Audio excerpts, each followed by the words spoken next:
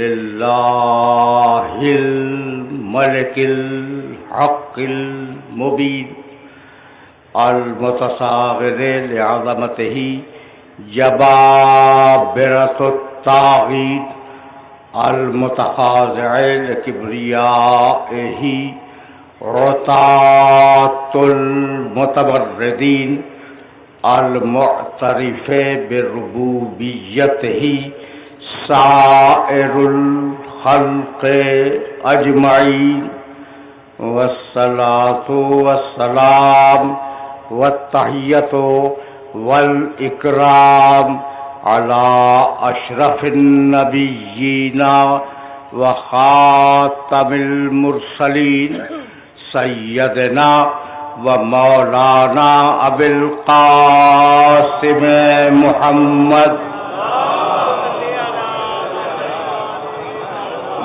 اہل بیتہ الطیبین الطاہرین المعصومین المظلومین اما بعد فقد قال اللہ سبحانہ وتعالی فی محکم کتابہ المبین بسم اللہ الرحمن الرحیم سبح اسم ربک الاعلی الذی خلق فسوى والذی قدر فہدی والذی اخرج المرعى فجعله غثاء احوا صلوات.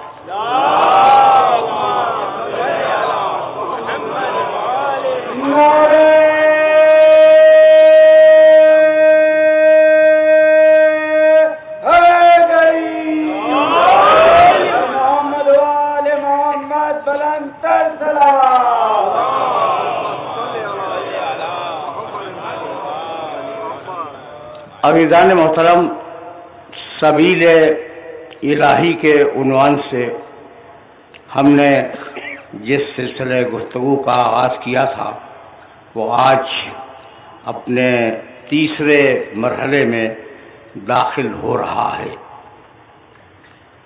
وہ آیات جن کی تلاوت کا شرف حاصل کیا گیا وہ 5 آیتیں ہیں، اور میں مسلسل اپنے سننے والوں کی خدمت میں ان 5 آیات کا ترجمہ پیش کر رہا ہوں. سبح اسم ربک الاعلی، اپنے بلند ترین خدا کے نام کی تسبیح کرو.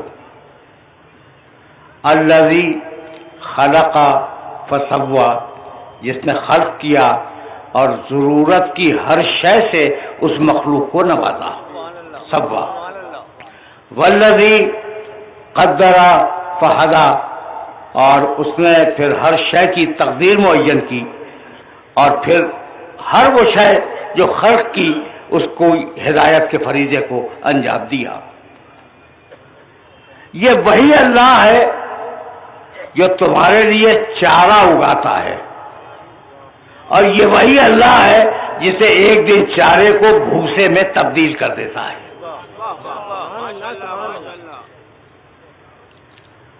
میرے دوستو، میرے عزیزوں، منزل توحید ہے اور بہت آرام سے میرے ان معروضات کو سماعت کرتے رہنا.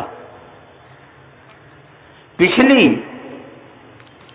ساری گفتگوؤں کا خلاصہ، یہ 2 گھنٹے جو پہلے گزر گئے، ان کا خلاصہ جانتے ہو کیا؟ سبح اسم ربک الاعلی الذی خلق فسوى، اس نے خلق کیا اور ضرورت کی ہر شے سے نواز دیا.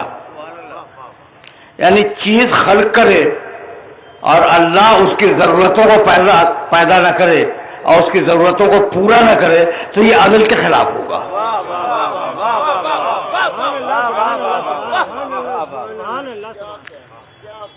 یہ جملے ذہن میں محفوظ ہو جائیں، کہیں نہ کہیں تو کام آئیں گے.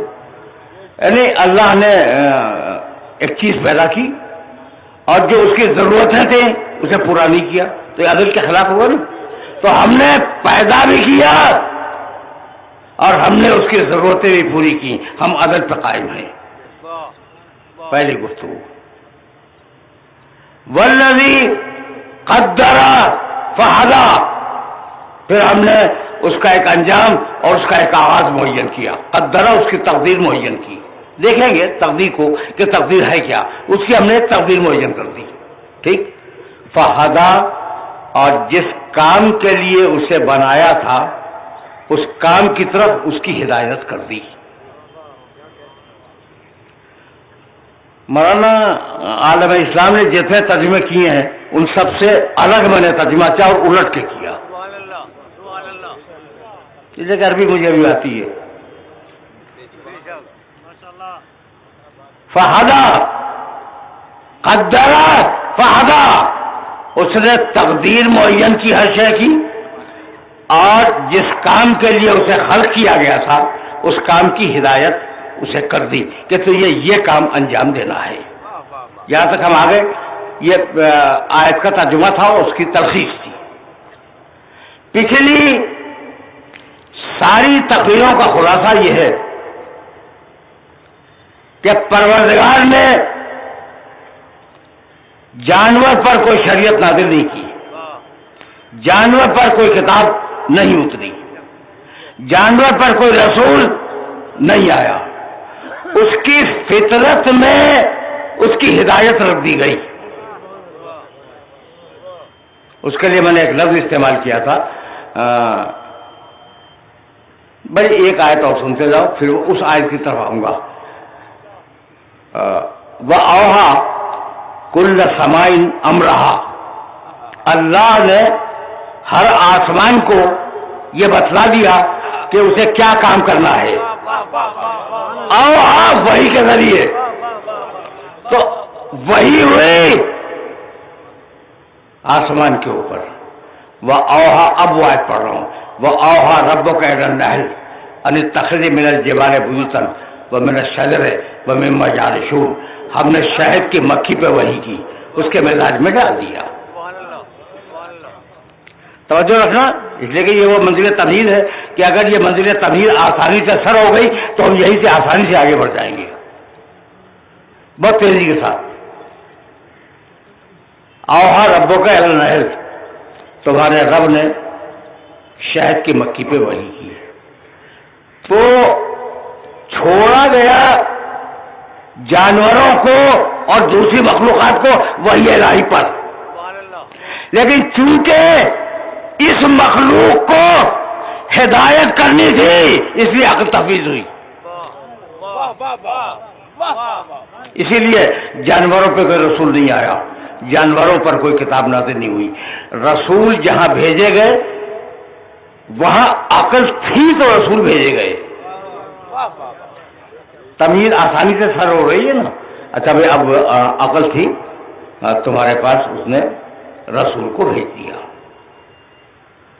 یہاں رک کر ایک جملہ اپنے سننے والوں کی خدمت میں اور بھی عرض کرتا چلوں کہ رسول آئے اور آنے کے بعد انہوں نے جو مینیفیسٹو دیا اپنے آنے کا کے وجود کا جو جواز پیش کیا، وہ جواز پیش کروں. لقد ارسلنا رسلا، سورہ حدید 57واں سورہ قرآن کا. لقد ارسلنا رسلنا بالبینات وانزلنا معهم الکتاب والمیزان لیقوم الناس بالقسط. ہم نے رسولوں کو اس لیے بھیجا کہ لوگوں کو عدل پہ قائم کریں.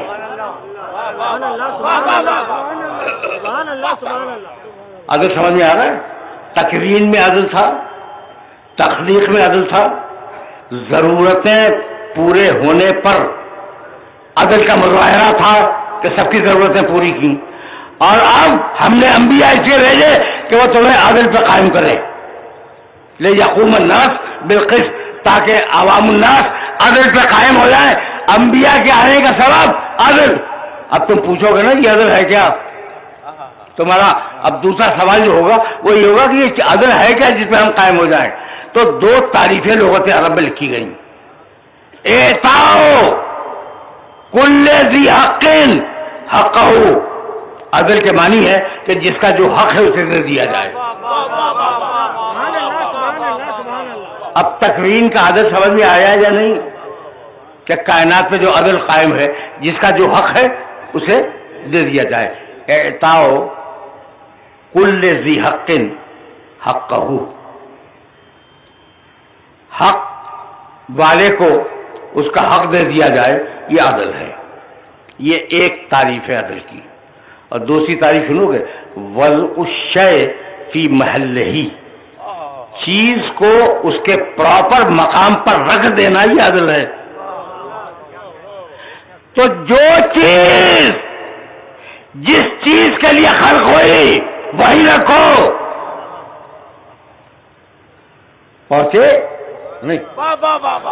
جو چیز، بھائی عدل یہ ہے کہ جو چیز جس مقام کے لیے خلق ہوئی اس چیز کو وہی رکھو، اگر وہاں سے ہٹا دیا تو یہ خلاف عدل ہوگا۔ اسی لیے ہم نے نبوت کے سے پہلے عادل رکھا کہ اگر عادل رہے گا تو نبوت کے بعد امامت آئے گی، قیامت نہیں آئے گی۔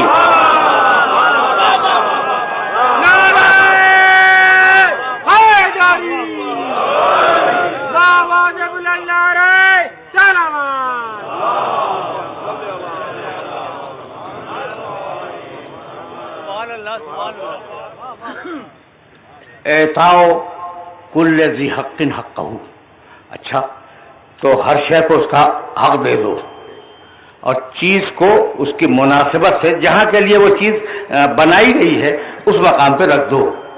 تو اگر کسی کو بھاگنے کے لیے بنایا گیا ہو تو اسے بھگا دو، اگر کسی کو روکنے کے لیے بنایا گیا اسے روک لو۔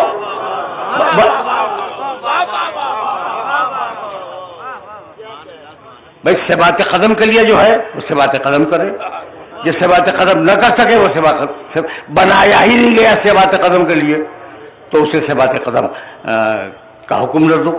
تو چیز کو اپنے صحیح اور جائز مقام پر رکھو، یہ ہے عدل۔ یہاں تک ہم آ گئے۔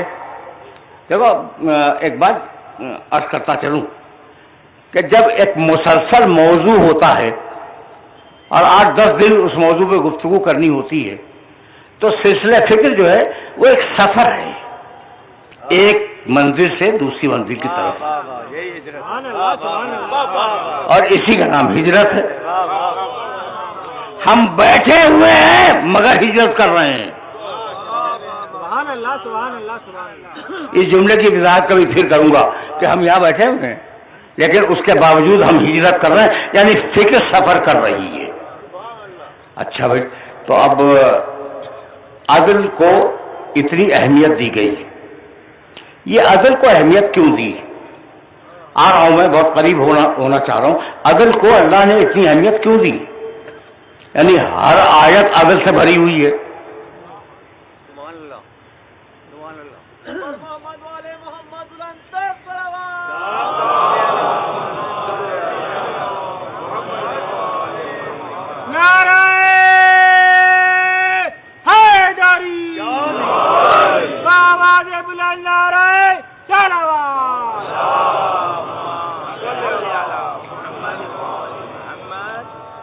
ٹھیک ہے نا؟ تو عدل کو اہمیت دینے کا کوئی نہ کوئی سبب تو ہوگا۔ اب پھر واپس چلو قرآن کی طرف۔ یہ تھیسس ہے جو میں بیان کر رہا ہوں، یہ تقریر نہیں ہے، یعنی ایک فکر سے دوسری فکر کی طرف منتقل کرنا۔ اچھا تو اب دیکھیں بھائی، بات کل یہ ہے کہ قرآن مجید نے انسان کی سرکشی اور نافرمانی کو بہت زیادہ پروجیکٹ کیا ہے قرآن میں، بہت زیادہ۔ کلا ان الانسان لیطغی ان رآہ استغنی، سورہ علق کی آیت ہے۔ بسم اللہ الرحمن الرحیم، اقرأ بسم ربک الذی خلق، خلق الانسان من علق، اقرأ وربک الاکرم الذی علم بالقلم، علم الانسان ما لم یعلم، کلا ان الانسان لیطغی۔ ہم نے جمے ہوئے خون سے پیدا کر دیا اور آج بھی سرکشی نہیں گئی۔ ہم نے جمے ہوئے خون سے انسان بنا دیا۔ ان الانسان لیطغی، انسان یطغی، طغیان، انسان سرکشی کرتا ہے۔ ان رآہ استغنی، جب وہ یہ دیکھ لے کہ وہ مستغنی ہو گیا، اس کی ساری احتیاجات پوری ہو گئیں تو اللہ سے سرکشی کرنے لگتا ہے۔ طغیان کی ایک آیت۔ ایک آیت تو بیان کی. توجہ رکھنا، اس لیے کہ اسی مقام سے مجھے آگے بڑھ جانا ہے. انسان سرکشی کرتا ہے. سورہ والفجر پوری آیتیں نہیں پڑھوں گا. الذین طغوا فی البلاد، یہ قوم عاد والے، یہ قوم سمود والے، یہ فرعونوں والے، یہ لوگوں نے اپنے عہد میں سرکشی کی، ہم نے انہیں تباہ کر دیا. دو مقامات کی آیتیں ہوتی ہیں. کذبت ثمود بطغواہا، قوم سمود نے بڑی سرکشی کی. اذ انبعث اشقاہا، ایک شقی شخص قوم سمود سے اٹھ کے کھڑا ہو گیا. اب دیکھو میں آؤٹ دا ریکارڈ جا رہا ہوں. ضروری تو نہیں ہے نا کہ جو ایجنڈا ہو ذہن میں اس پہ بات کی جائے.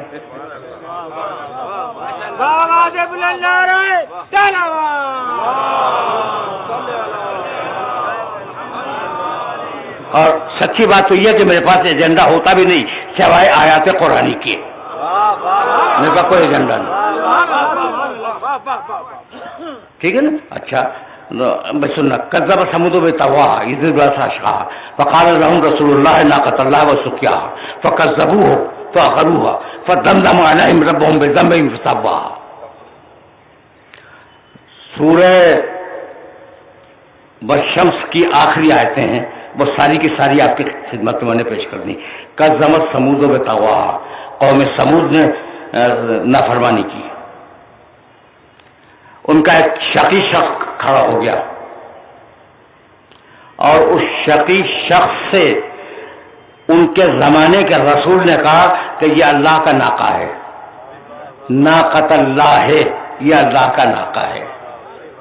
یہ اللہ کا ناقہ جانتے ہو؟ اونٹنی، یہ اللہ کا ناقہ ہے. وہ سقیا، اور یہ ہے اس کا گھاٹ. ایک دن تم پانی پیو گے، ایک دن پورا یہ ناقہ پانی پیے گا.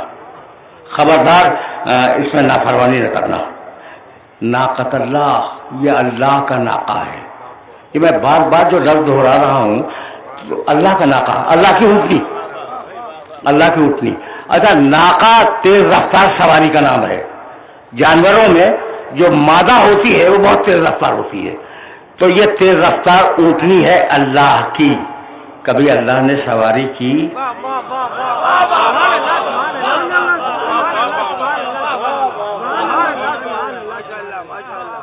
کبھی اللہ نے اس اونٹنی پر سواری کی؟ بھائی ناقۃ اللہ کا لفظ ہے، اللہ کا ناقہ، ٹھیک ہے نا. کبھی سواری کی؟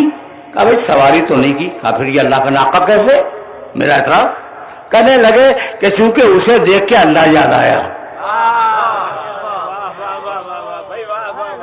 جسے دیکھ کے اللہ یاد آ جائے اس کی نسبت اللہ کی طرف ہو جاتی ہے. تو یاروں کو ناقۃ اللہ تو یاد رہا، وجہ اللہ بھول گئے.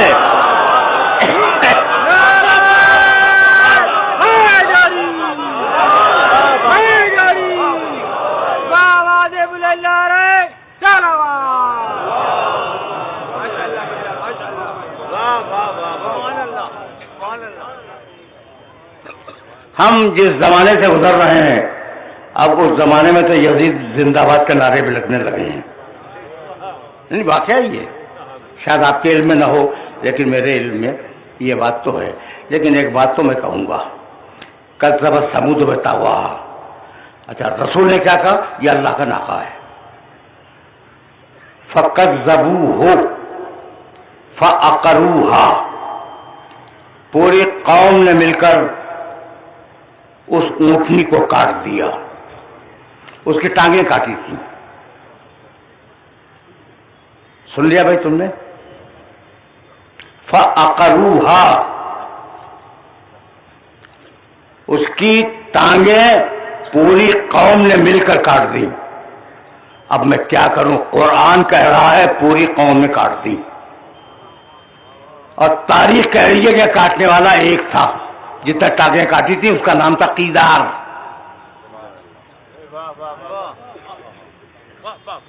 پھنس گئے یا نہیں؟ یعنی تاریخ متفقہ طور پہ یہ کہتی ہے کہ جس آدمی نے اس ناقے کی ٹانگیں کاٹی تھی اس کا نام تھا قیدار، کاٹنے والا ایک. اور قرآن نے کیا کہا؟ عقروہا، سب نے مل کے کاٹ دیا. اب اس کا جواب دو، یا قرآن غلط، نعوذ باللہ نعوذ باللہ، زبان جل جائے، اور یا پھر تاریخ غلط. تاریخ بھی اپنی جگہ صحیح ہے، قرآن بھی اپنی جگہ صحیح ہے. اور اس لیے صحیح ہے کہ اگر آل محمد نہ ہو تو جواب نہ ملے.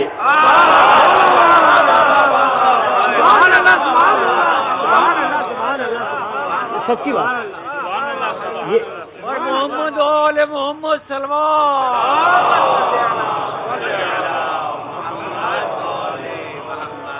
یہ بہت سچا جملہ میں نے کہا ہے. بھائی پھنس گئی پوری سماعت تمہاری یا نہیں پھنسی؟ کہ بھائی قرآن کہتا ہے کہ مل کے سب نے کاٹ دیا، کاٹنے والا ہے ایک عقیدار. تو یا قرآن درست یا یہ درست ہے، دونوں درست. کوئی آیا علی کی خدمت میں، بھائی یوں ہی تو سلونی نہیں کہہ رہے تھے نا. میں دیکھو میں بڑا لبرل ہوں، بڑا وسیع قلب ہوں، مجھے کوئی اعتراض نہیں ہے کہ رسول کے ممبر پہ کوئی شخص آ کے بیٹھ جائے، لیکن آنے سے پہلے سلونی بھی تو کہے.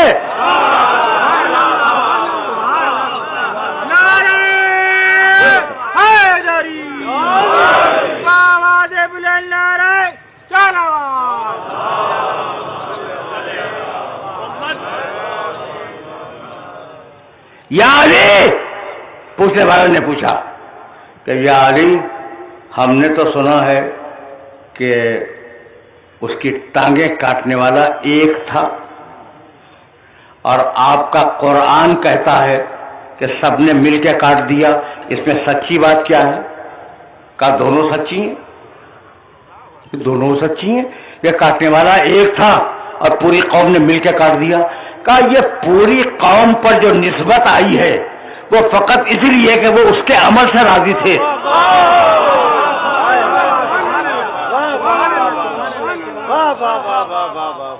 میں کچھ پتا چلا کہ جو قتل کے عمل سے راضی ہو وہ قرآن کی نگاہ میں قاتل ہے.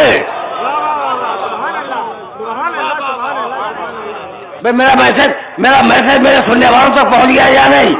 جو قتل سے راضی ہو وہ قرآن کی نگاہ میں قاتل ہے. اب چاہے کوفے کا ابن زیاد ہو یا دمشق کا یزید ہو، دونوں قاتل ہیں.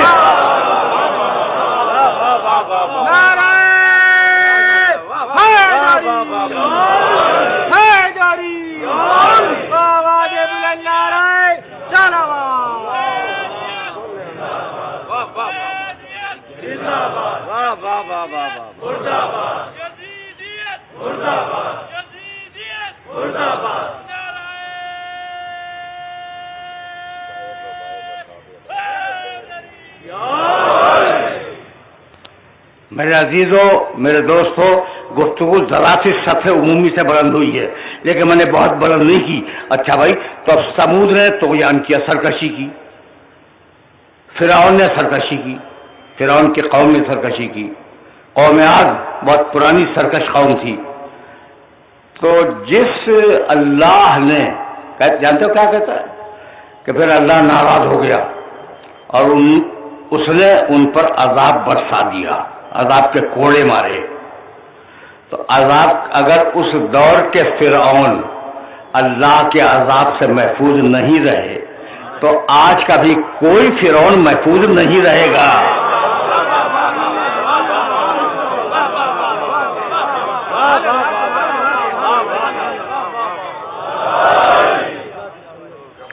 آج کا بھی کوئی فرعون محفوظ نہیں رہے گا. اچھا بھائی، تو اب یہ سورہ والشمس کی آخری آیتیں میں پڑھ رہا تھا نا، تو وہ کیس کیا ہے؟ کیس یہ ہے، اب یہاں سے دیکھو ابلیس کا کردار سامنے آ رہا ہے. یہاں سے ابلیس کا کردار سامنے آ رہا ہے. بسم اللہ الرحمن الرحیم.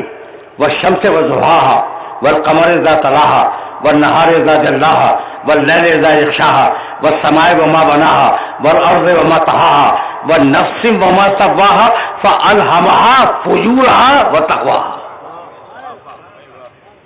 یہ میری گفتگو پچھلی ساری تقریروں سے متصل ہے، پوری آیتوں کو ترجمہ بھی نہیں کروں گا۔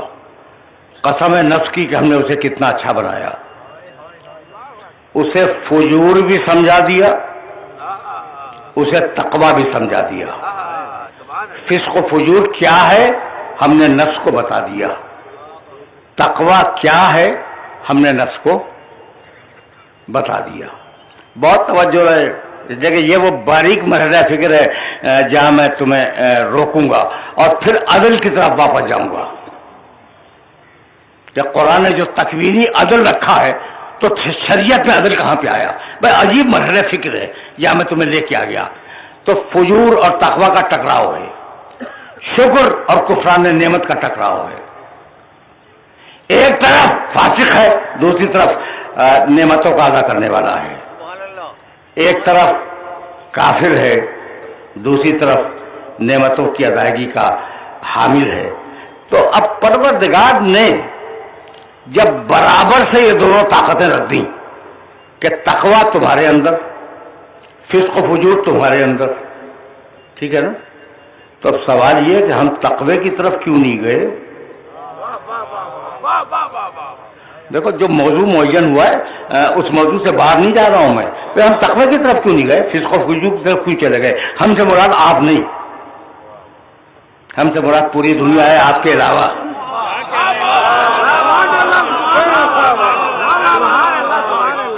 آپ کے علاوہ پوری دنیا ہے، ٹھیک ہے نا۔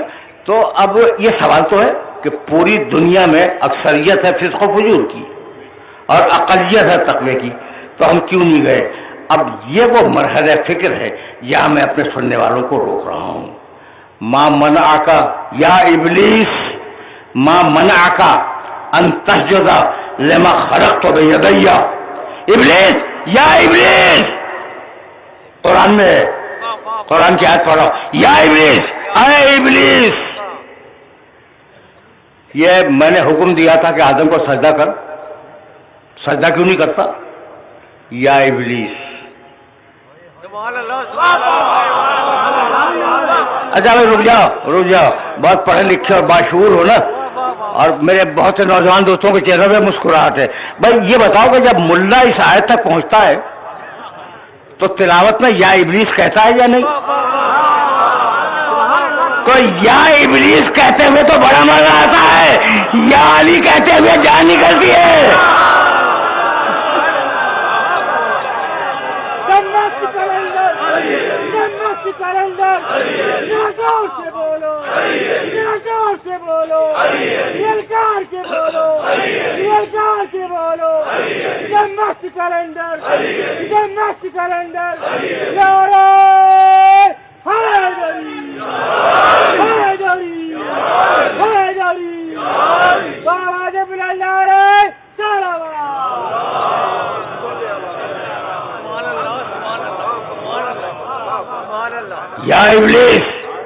یا ابلیس ما منعک ان تسجد لما خلقت بیدی، ابلیس تو نے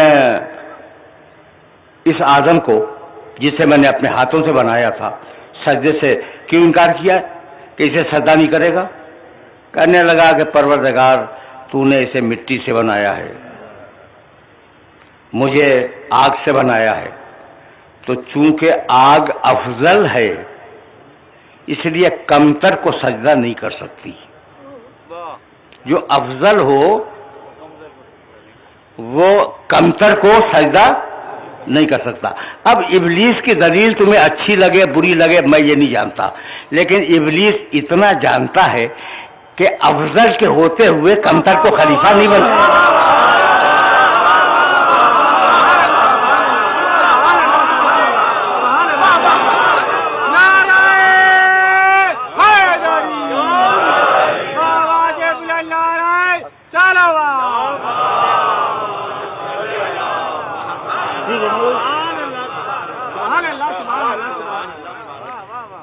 اتنی بات تو جانتا ہے کہ اگر افضل موجود ہو تو کمتر کو خلیفہ نہیں بننا چاہیے، لیکن یہ ابلیس کی جو دلیل تھی نا یہ مغالطہ تھا۔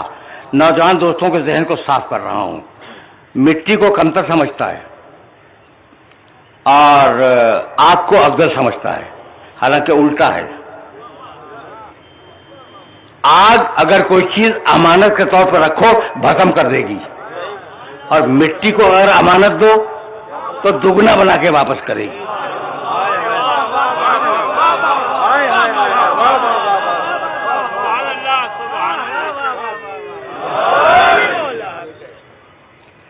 اس میں صلاحیت تخلیق ہے، آگ میں صلاحیت تخلیق نہیں ہے۔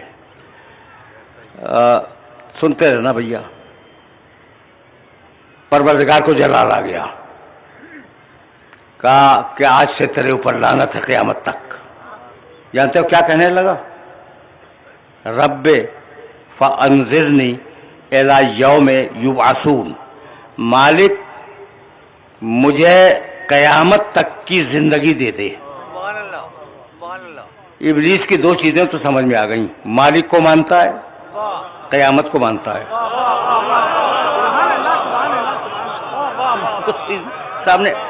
سامنے کی بات ہے نا، ابلیس کا عقیدہ۔ دیکھو ایک شخصیت تو ہے، چاہے اسے تسلیم کرو یا نہ کرو، تو اب اس کا عقیدہ تو معلوم ہو جائے۔ تو کہنے لگا کہ مالک مجھے قیامت تک کی مہلت دے دے۔ تو ابلیس کے عقیدے میں توحید ہے، قیامت ہے۔ جب اللہ نے کہا کہ تجھے وقت معلوم تک کی مہلت دی، تو کہنے لگا لَأُغْوِيَنَّهُمْ أَجْمَعِينَ، مالک میں آدم کی پوری نسل کو جا کر بہکاؤں گا، الا عبادک منہم المخلصین۔ یہ جو تیرے انبیاء ہیں نا، ان کا میں کچھ نہیں بگاڑ سکتا، میں انہیں چھوڑ کے باقی آدم کی پوری نسل کو بہکاؤں گا۔ میرے دوستوں، میرے عزیزوں، کبھی میں نے یہ جملہ کہا تھا۔ مولانا آپ سے پوچھ رہا ہوں، ابلیس کا آپ سے کوئی ذاتی جھگڑا ہے؟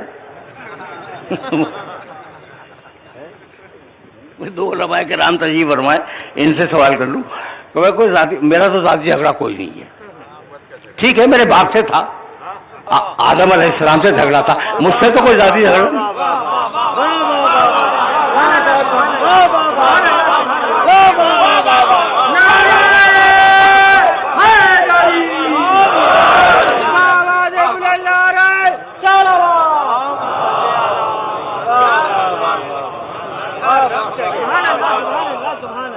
تو کوئی ذاتی جھگڑا نہیں نا، میرے باپ آدم سے تو جھگڑا تھا، ٹھیک ہے نا۔ اچھا بھائی تو جاؤ آدم کو بہکاؤ، جو چاہے تم آدم سے کرو، میں تم کی اولاد میں ہوں۔ اچھا تو آدم کو چھوڑ دیا، آدم کے بیٹوں پہ آ گیا، آدم کی ذریت پہ آ گیا۔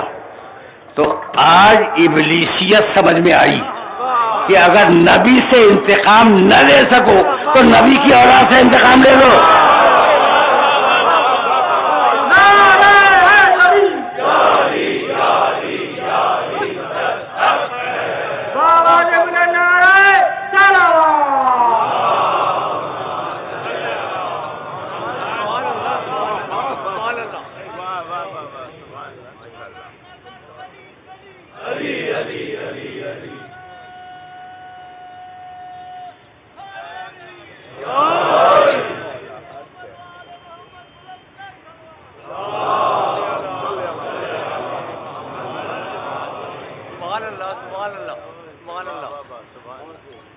بھائی بہت توجہ ہے، اس لیے کہ اب ظاہر ہے کہ اس مرحلے فکر پہ رکنا تو نہیں ہے نا، مجھے تو آگے جانا ہے۔ کہا کہ تجھ پہ لعنت ہے، تو نکل جائے یہاں سے، اسے نکال دیا، ہو گئی نا بات۔ تو ابلیس نے کیا کہا؟ مالک مجھے مہلت دے، توحید، مہلت دے قیامت تک کی، قیامت، انبیاء کو بہکا نہیں سکتا، نبوت۔ تو ابلیس کے اصول دین تین،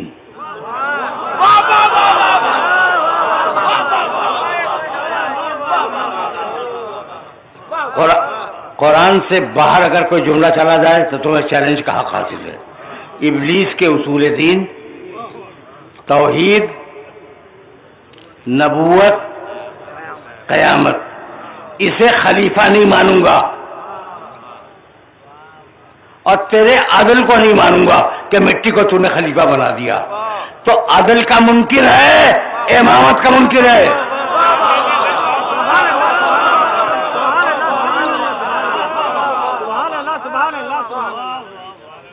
پہنچ رہی ہے یہ مرحلہ فکر آسانی سے سر ہو گیا. اگر بات پہنچ گئی تو پھر میں یہیں سے آگے بڑھ جاؤں گا. اچھا بھائی, تو اب ابلیس کا ایک کنٹریبیوشن ہے جو میں نے عرض کیا تھا نا, وَنَفْسٍ وَمَا سَوَّاهَا فَأَلْهَمَهَا فُجُورَهَا وَتَقْوَاهَا. اس نے فجور اور تقوی دونوں تمہیں بتلا دیا. تو اب تم فجور کی طرف اگر جا رہے ہو خدا نخواستہ تو یہ ابلیس کی کارستانی ہے.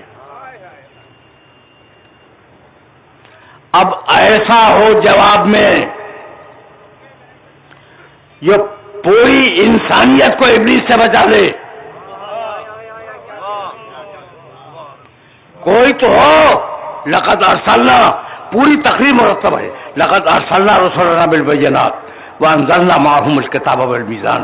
ہم نے اپنے رسولوں کو بھیجا کتاب دے کر, میزان دے کر اور واضح نشانیاں دے کر. کیوں بھیجا؟ لیقوم الناس بالقسط, تاکہ ابلیس سے بچا لیں, لوگوں کو عدل پہ قائم رکھیں.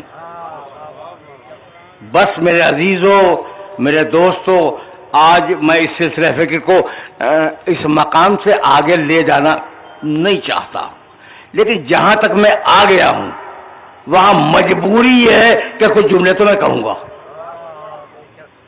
اب وہ ہو کون؟ وہ کون ہو جو پوری انسانیت کو ابلیس کی تزویر سے بچا لے؟ بھائی اگر میں جملہ کہوں گا تو تم اعتراض کر دو گے. قرآن کہنے گا وَتَمَّتْ کَلِمَتُ رَبِّکَ صِدْقًا وَعَدْلًا. ہم نے محمد پر اپنے کلمے کو تمام کر دیا, صداقت کے ساتھ اور عدالت کے ساتھ.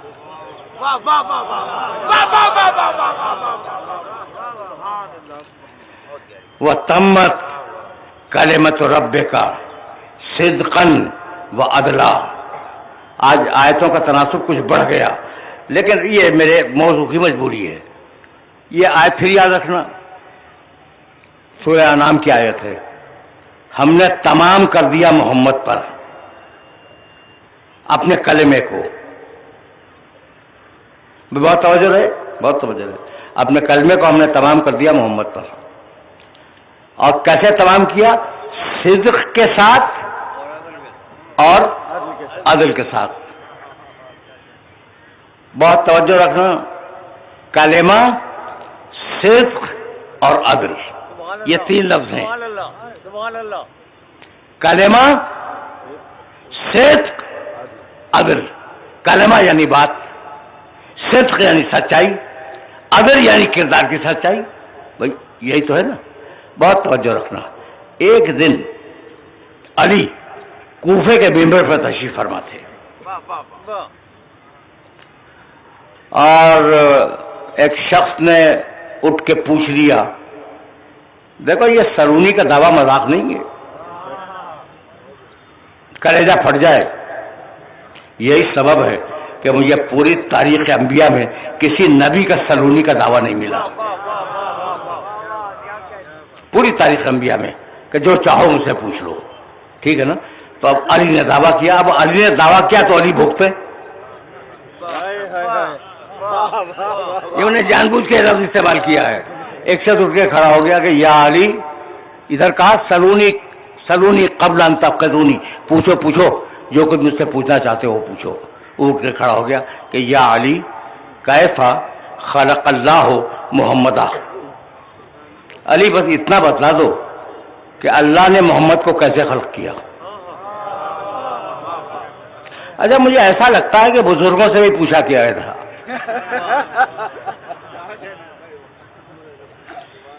چونکہ بہت مسترد قول نہیں ہے اس لیے یہ جملہ میں نے کہا کہ مجھے ایسا لگتا ہے کہ بزرگوں سے ہی پوچھا گیا. اور سوال کرنے والے نے ڈانٹ بھی کھائی جب پوچھا گیا نا بزرگوں سے کہ اللہ نے محمد کو کیسے خلق کیا, تو ڈانٹنے لگے کہ میں کوئی موجود تھا سامنے. بھائی کامن سینس کی بات ہے, اچھی بات ہو اس کی تعریف بھی کیا کرو, بات اچھی ہے. بھائی آپ پوچھ رہے ہیں کہ جناب محترم اللہ نے محمد کو کیسے خلق کیا, تو ڈانٹھی کھائے گا نا آدمی. میں کوئی موجود تھا وہاں جب اللہ خلق کر رہا تھا محمد کو؟ میں کیا جانوں. بھائی یہی سوچ کے اس نے سوال کیا علی سے.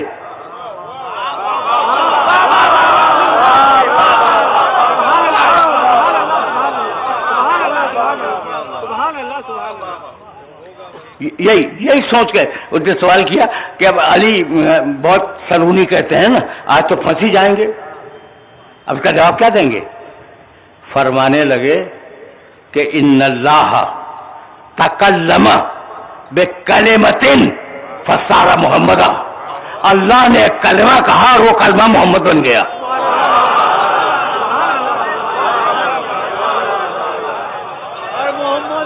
سنو بھائی سنو.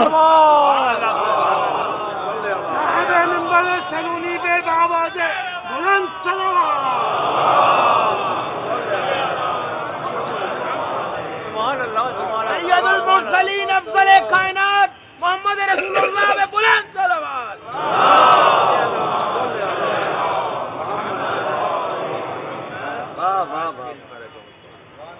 سنو بھائی سنو، اور اس واقعے کو اپنے ذہنوں میں محفوظ کرتے جاؤ. وہ آیت یاد ہے جو میں نے ابھی پڑھی رسول اللہ کے لیے، وہ تمت کلمت رب کا صدقن و عدلا. میرے محمد پر اللہ کا کلمہ تمام ہو گیا صداقت کے ساتھ، عدالت کے ساتھ. اس آیت کو ذہن میں رکھنا. وہ تمت کلمت رب کا صدقن و عدلا. یا علی، اللہ نے محمد کو کیسے خلق کیا؟ ارشاد فرمایا ان اللہ تکلم بکلمۃ. اللہ نے ایک کلمہ کہا فصار محمد، وہ کلمہ محمد بن گیا. تو علی نے کہا محمد کلمہ. ٹھیک. اب کبھی بے ربط بات بھی سن لیا کرو جس کا کوئی ربط نہ ہو. بے ربط بات کبھی سن لینی چاہیے نا. نہیں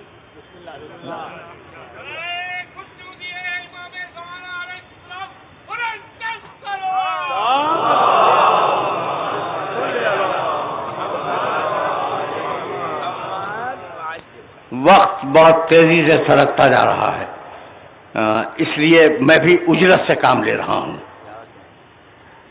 میں نے کیا کہا کہ کبھی بے ربط بات بھی سن لیا کرو. مکے میں جب قحط پڑا، بہت بڑا قحط، تو لوگ آئے ابو طالب کے پاس.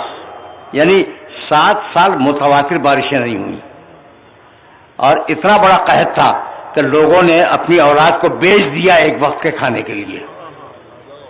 آئے ابو طالب کے پاس اور کہنے لگے ابو طالب شہر کی صورتحال تو تم دیکھ رہے ہو. کہاں دیکھ رہا ہوں میں. کہا کہ اب تو اپنے خدا سے دعا مانگ دو کہ بارش ہو جائے. اپنے خدا سے، ابو جہل کے خدا سے نہیں.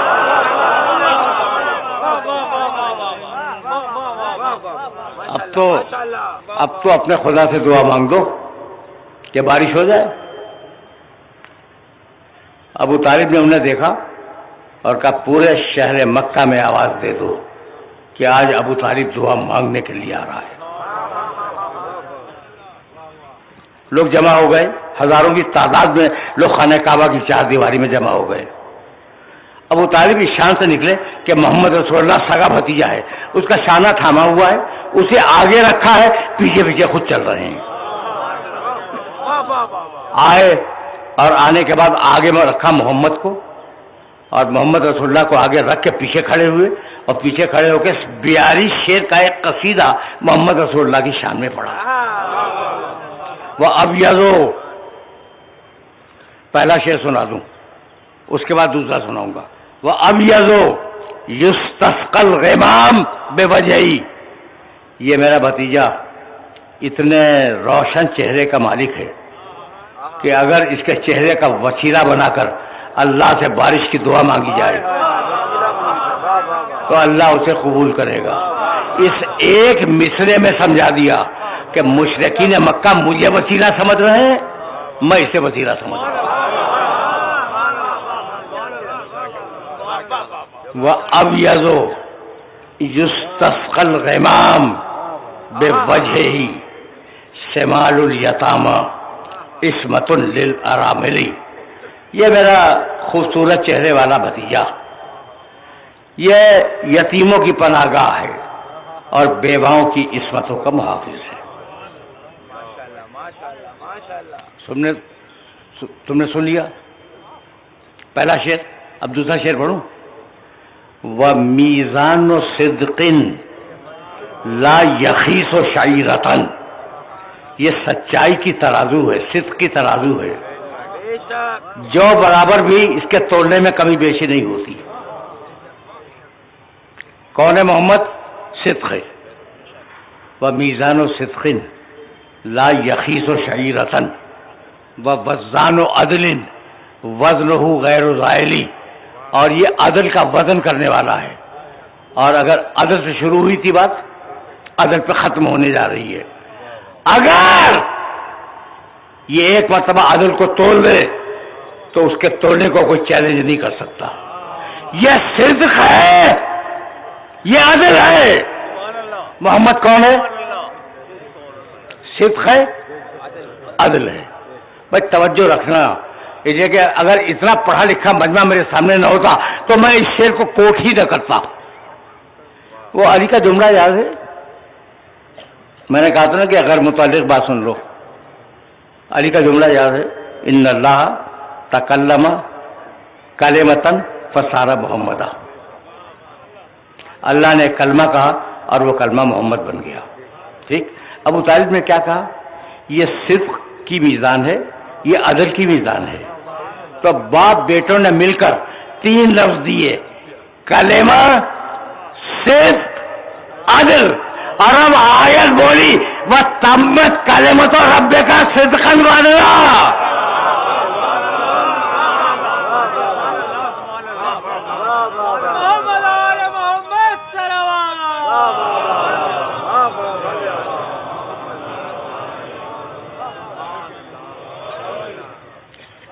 بس میرے عزیزوں، میرے دوستوں، میں نے آج تمہیں زحمت دی اور اب سلسلہ فکر اس مرحلے سے آگے بڑھ جائے گا، لیکن کچھ جملے تمہاری خدمت میں عرض تو کرنے ہیں نا۔ دیکھو آخرت، ابھی میں آخرت تک گیا نہیں ہوں، اور جن آیات کی تلاوت کا شرف حاصل کر رہا ہوں ان میں آخرت کا بھی اشارہ ہے۔ یہی تو قرآن کا کمال ہے کہ اتنے سادے جملے کہ لگتا ہے کہ جیسے بچوں کے لیے کتاب لکھی گئی ہے، اور جب ڈوبو تو گہرائیوں کی ٹھار نہ ملے۔ یہ ہے قرآن، اور میں نے تمہارے سامنے ڈیمانسٹریٹ بھی کیا کہ کیسے خلق میں کیا رکھا گیا۔ ابھی خلق اور تصویر میں کیا رکھا گیا، تقدیر میں کیا رکھا گیا بیان کروں گا، اور ہدایت میں کیا رکھا گیا۔ ایک ایک لفظ جو ہے وہ دریا ہے معانی کا۔ ٹھیک، تو میں آؤں گا قیامت تک، لیکن اب میں روک رہا ہوں۔ بھئی یہ کھٹراگ، آج کلاسوں میں جاؤ، پڑھو، تعلیم حاصل کرو، اچھی ملازمت کرو، تجارت کرو، بھئی چاقو لو، پیٹ پھاڑ دو، اور پیٹ پھاڑ کے اس کی جیب میں جو کچھ بھی ہے وہ لے کے بھاگ جاؤ، جو آج کل ہو رہا ہے۔ اور شاباش ہے ہماری انتظامیہ کو جو آج کل معاشرے میں ہو رہا ہے۔ بہرحال پہلے سے حالات یقیناً بہتر ہیں، پہلے سے حالات یقیناً بہتر ہیں، اور ہم موجودہ انتظامیہ کے بہت سے مسائل کے شکر گزار بھی ہیں کسی حد تک۔ ابھی دیکھو بھائی، مجھے کسی نے بتایا کہ کل سبیل کا ایک مسئلہ ہو گیا تھا، سبیل کا مسئلہ۔ اور دیکھو 2 جملے سنو، میں آف دا ریکارڈ بہت کم بولا کرتا ہوں، لیکن جب بولوں تو سنا کرو۔ انتظامیہ کے کسی دھڑے نے پانی پلانے کے لیے جو سبیلیں لگائی گئی تھیں انہیں اٹھا لیا، اور وہ جو کیسٹ بج رہے تھے انہیں اپنی تحویل میں لے لیا۔ پانی پلانے کا رواج جانتے ہو کب سے؟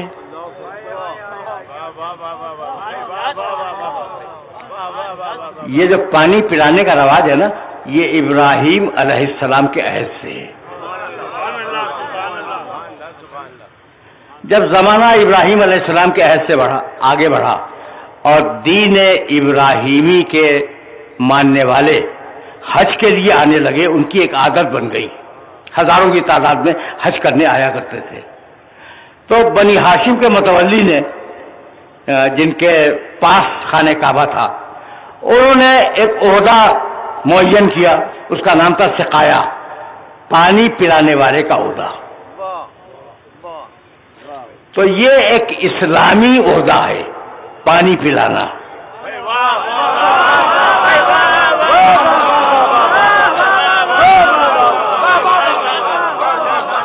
تو بھائی اب ہم اس عہدے سے دستبردار تو نہیں ہوں گے, پانی پلاتے رہیں گے, پانی روکا جاتا رہے.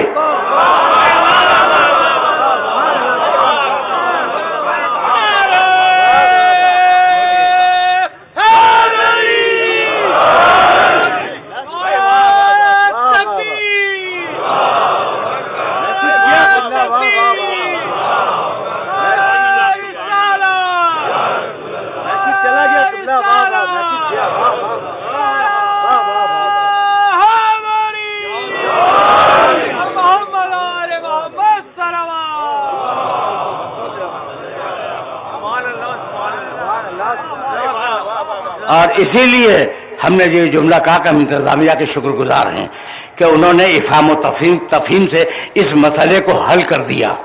اس سے اعتماد بھی بڑھے گا اور محبت کی فضا بھی پیدا ہوگی.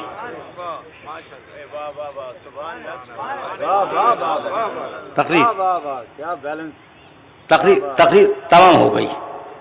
اب میں نے عرض کیا نا کہ آخرت کا ذکر ابھی نہیں آیا, لیکن ایک جملہ کہنا چاہ رہا ہوں میں. تمہاری پوری آخرت جس کے لیے یہ آیتیں پڑھ رہا ہوں ادھار پہ ہے, اور یہ پوری دنیا نقد پہ ہے.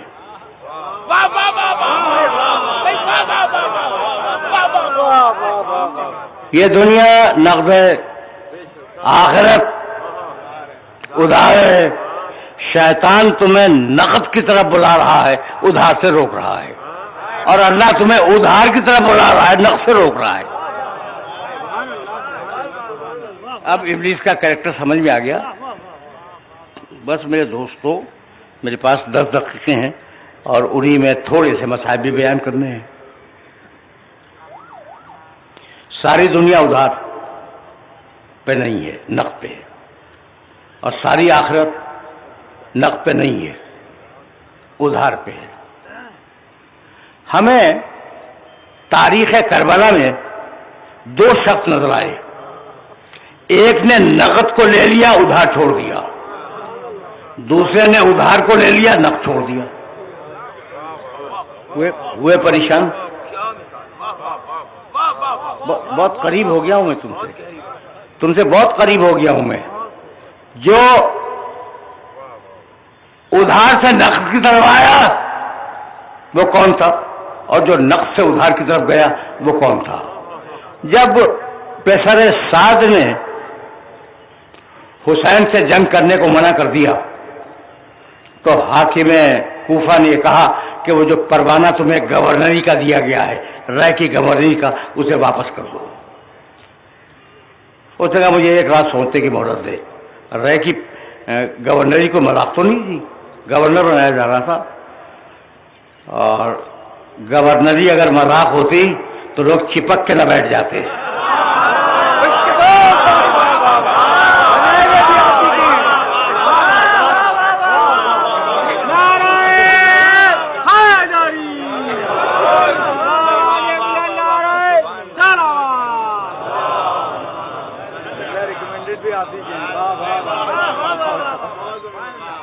سمجھ رہے ہو نا بات کو؟ اچھا, تو رائے کی گورنری کا پروانہ دے دے, یعنی مل رہی تھی رائے کی گورنری اس لیے کہ حسین سے جنگ کرو. اس نے کہا میں حسین سے جنگ کرنے کی لیاقت نہیں دیکھتا, ہمت نہیں ہو رہی ہے, پروانہ دے دے. اس نے کہا مجھے 1 رات کی مہلت دے, 1 رات کی مہلت دے, میں 1 رات سوچوں گا پھر کسو فیصلہ کروں گا. جب آیا تو حاکم کوفہ نے پوچھا کہ کیا فیصلہ کیا؟ کہا میں گورنری لوں گا. کہا دلیل؟ کہا گورنری نقد ہے اور آخرت ادھار ہے. سامنے آ گیا تمہارے آدمی، گورنری نقد ہے، آخرت ادھار ہے، تو نقد کے ہوتے ہوئے میں ادھار کو ترجیح دوں، یہ ممکن نہیں ہے۔ اور اسی زمین پر وہیں پر ایک شخص تھا جو ایک لشکر کا سردار تھا اور اس کا نام ہے حر ابن یزید۔ تقریر تمام ہو گئی، سردار لشکر ہے نا، نقد حکومت اس کے پاس ہے، تو یہ نقد کو چھوڑ کے ادھار کی طرف گیا۔ آج کا میسج یہی تھا اور یہاں میری تقریر تمام ہوئی۔ حر کو پہچانتے ہو؟ محرم کی 30 تاریخ ہے اور عموماً میں نے 30 محرم کو اس شخصیت کا تذکرہ کیا نشتر پاک کے ممبر سے۔ بہت بڑا بہادر تھا اور عرب میں مشہور تھا کہ یہ اپنے زمانے کا سب سے بڑا بہادر ہے، اس سے بڑا بہادر کوئی نہیں ہے۔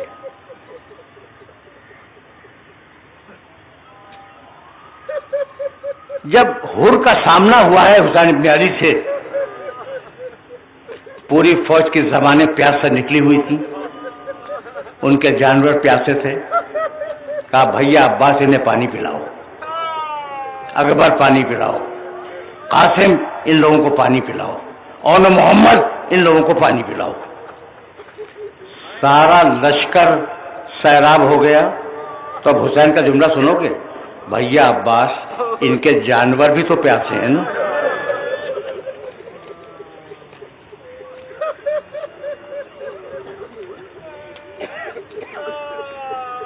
ان کے جانور بھی تو پیاسے ہیں نا، انہیں بھی پانی پلاؤ۔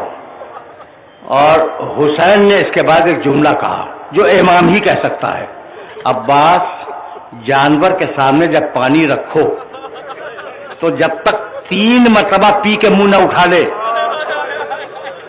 اس وقت تک پانی اس کے سامنے سے نہ ہٹانا، اس لیے کہ جانور 30 مرتبہ میں سیراب ہوتا ہے۔ چوٹ تو لگ چکی تھی حر کے دل پر۔ کچھ جملے سنو، اب تو وقت بھی نہیں ہے اور مسائل بھی طویل نہیں ہے، کچھ جملے سنو۔ دل پہ چوٹ تو لگ چکی تھی کہ ہم فرزند رسول کے ممنون احسان ہیں، کچھ بولا نہیں، کئی دن سوچتا رہا۔ شب عاشور تھی، جملے سنو، مجھے اجازت دے دو۔ شب عاشور تھی، حر اپنے خیمے سے باہر ٹہل رہا تھا۔ اس کے غلام نے دیکھا کہ پریشانی کے عالم میں حر ٹہل رہا ہے، آیا جام آب لے کر، پانی کا گلاس لے کر، کہ شاید میرا مالک پیاسا ہو۔ حر کے ہاتھ میں جام آب دیا، حر نے غور سے پانی کو دیکھا، زمین پہ پھینک دیا۔ غلام نے حر کے بھائی کو جا کے اطلاع دی کہ آج مالک بہت پریشان ہے۔ بھائی آیا، بھائی نے سبب پوچھا پریشانی کا، اسے کوئی جواب نہ دیا۔ حر کا ایک بیٹا ہے علی ابن حر، بھائی نے بیٹے کو کہا کہ تمہارا باپ اس وقت بڑی پریشانی کے عالم میں ہے، صبح کے قریب کا وقت آ چکا ہے، اذان صبح کے قریب کا وقت آ چکا ہے اور وہ سو نہیں رہا ہے، جاگ رہا ہے، تم جاؤ اپنے باپ کو سمجھاؤ۔ بیٹا آیا، تم رو چکے، میں طویل مصائب نہیں پڑھا کرتا۔ بیٹا آیا اور بیٹے نے آنے کے بعد کہا کہ بابا آپ سوتے کیوں نہیں؟ حر نے جواب نہیں دیا، بیٹے کا شانہ تھاما اور حسین کے خیموں کے پیچھے لے گیا۔ کہا بیٹے آوازیں سن رہا ہے، چھوٹے چھوٹے بچے اور راتش کی آوازیں بلند کی۔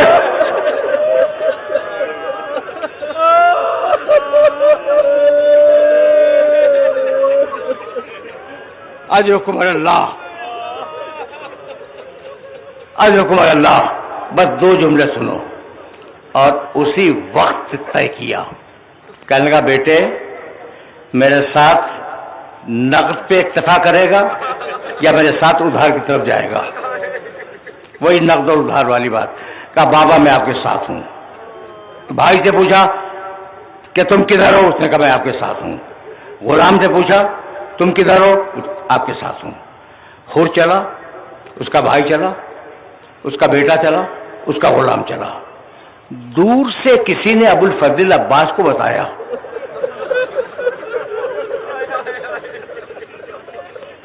کہ حر آ رہا ہے.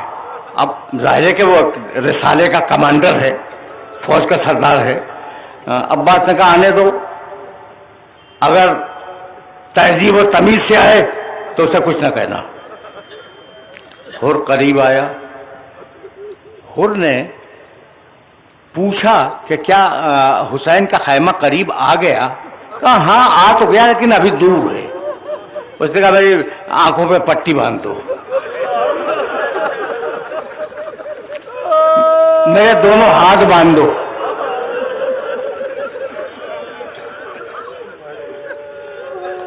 بس آخری جملہ سنو. میرے ہاتھ باندھ دو اور مجھے پکڑ کے لے چلو، اس لیے کہ آنکھوں پہ پٹی کے بعد میں دیکھ نہیں سکتا. حر چلا.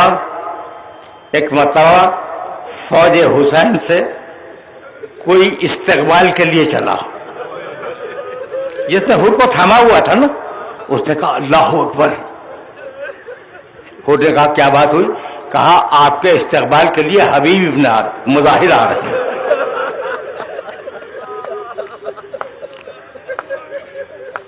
آخری جملہ، آپ کے استقبال کے لیے حبیب ابن مظاہر آ رہے ہیں. اور آگے بڑھا. ایک مرتبہ اسے 2 مرتبہ کہا اللہ اکبر. کہا اب کون آ رہا ہے؟ کہا مسلم ابن اسد آ رہے ہیں. اور آگے بڑھا. سدائیں بلند ہوتی رہی اللہ اکبر اللہ اکبر اللہ اکبر.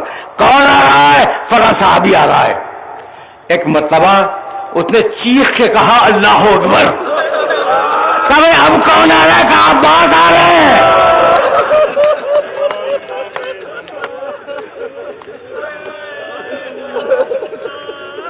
اجرکم علی اللہ. اس نے چیخنا شروع کیا اللہ اکبر اللہ اکبر اللہ اکبر. کہا اب کون آ رہا ہے؟ کہا عباس آ رہے ہیں تیری پیشوائی کو. اور اس کے بعد بالتواتر چیخنا شروع کیا اللہ اکبر اللہ اکبر اللہ اکبر. کہا اب کیا ہوا؟ کہا مولا خدا رہے کہ میرے مہمان میرے قریب آ جا میرے سینے. وَسَيَعْلَمُ الَّذِينَ ظَلَمُوا أَيَّ مُنقَلَبٍ يَنقَلِبُونَ رَبَّنَا تَقَبَّلْ مِنَّا إِنَّكَ أَنْتَ السَّمِيعُ الْعَلِيمُ.